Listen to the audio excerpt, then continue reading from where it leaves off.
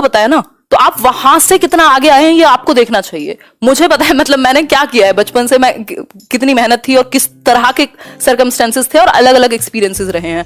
तो ये मैं दुनिया से क्यों कंपेयर कराऊं खुद को, या मैं क्यों खुद को कंपेयर करूं किसी और से? मतलब ये तो ये बहुत बड़ी समस्या है, स्पेशली रिश्तेदार जो कि 2 दिन में बदलते हैं। मतलब आज आप अच्छा कर रहे हो तो आपकी तरफ हो जाएंगे, कल आप बुरा करोगे या कर रहे थे तो वो कुछ और कहेंगे। तो लोग चेंज होते रहते हैं, कोई कुछ भी पक्का है ही नहीं। तो कंपैरिजन करना है तो खुद की लर्निंग और खुद की अंडरस्टैंडिंग को बढ़ाने पे खुद से ही करना चाहिए कि यार देखो, जब मैं कितना बेवकूफ था, अभी मेरी समझ कितनी बेहतर हो रही है। हंसो अपने ऊपर ही 4 चीजें देख करके कि पहले से बेहतर हुआ हूं। तो खुद से करो ना, खुद की टाइमलाइन में खुद की एक टाइमलाइन बनाओ ना कि 2004 था जब मुझे लगता था कि ये चीज बहुत बड़ी चीज होती है या कुछ भी इस तरीके का, या मुझे इस चीज से भी हर्ट हुआ था, मैंने यहाँ ऐसे ही पब्लिक स्पीकिंग में अपनी बेइज्जती करा ली थी।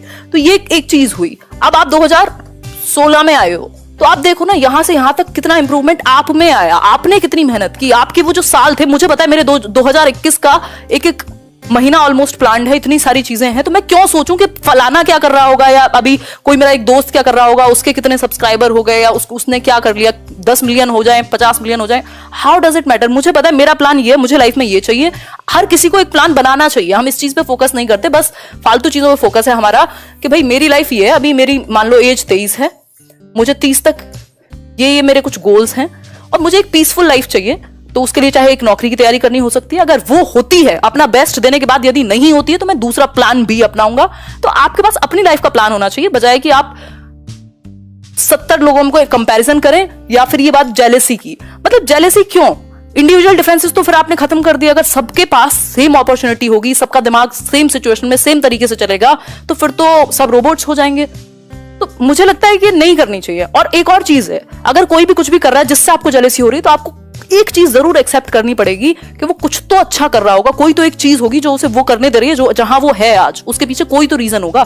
टोटल तो लक भी नहीं होता, टोटल तो कुछ भी नहीं होता।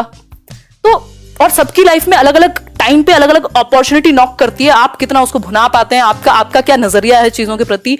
तो मुझे लगता है ये बेवजह की चीजें हैं, कंपैरिजन और ये जो जेलसी है।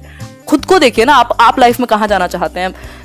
60-70 साल में खत्म हो जानी है जिंदगी, वो भी मैं बहुत ज्यादा बढ़ा चढ़ा के बता रही हूँ। उसमें भी फिर आप ऐसी जिंदगी जिए जो जिसमें आप कंपैरिजन ही करते रह गए।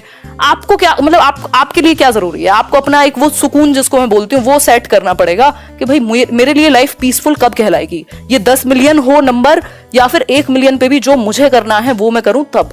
तो ये आपको देखना है। लोगों का क्या है, हर तरह के लोग मिलते हैं, लोग मतलब यू शुड डिसाइड। और फिर ऐसे ही लोगों से आप इंटरेक्ट करते हो, ऐसे ये तो आपकी चॉइस है ना। अगर आप उन्हीं लोगों में जाके बैठोगे जहां कंपैरिजन ही होते रहते हैं, तो फिर तो दुखी तो रहोगे।